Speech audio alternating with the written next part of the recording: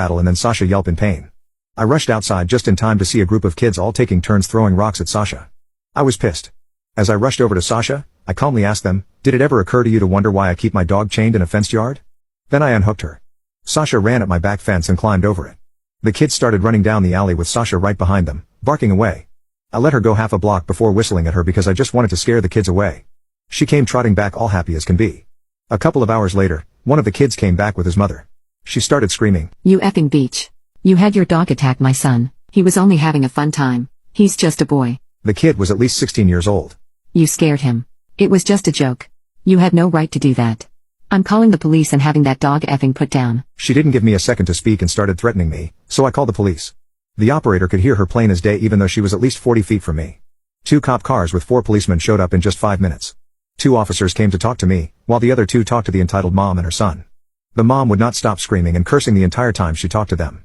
I explained what happened to the officers and luckily, the security cameras caught everything so I showed the video to them inside my house. I decided to file a report and asked to press charges because they abused my dog. Meanwhile, Sasha is demanding attention from all the officers so they're all trying to pet her and she genuinely seems happy.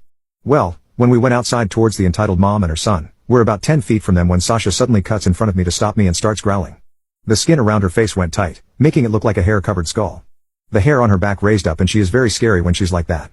Immediately, the entitled mom started screaming, "See, that beach raised that dog to attack black people. Effing racist a-hole. That effing dog needs to be put down."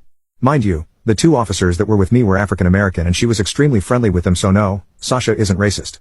Even so, the officers were still afraid of Sasha since she was showing large teeth. I called one of the officers that I had been talking to back into my house and as quietly as I could, I told the officer that either the mom or kid were carrying a firearm. That's why Sasha started getting protective. The officer decided to check the 2 of them just in case this was true.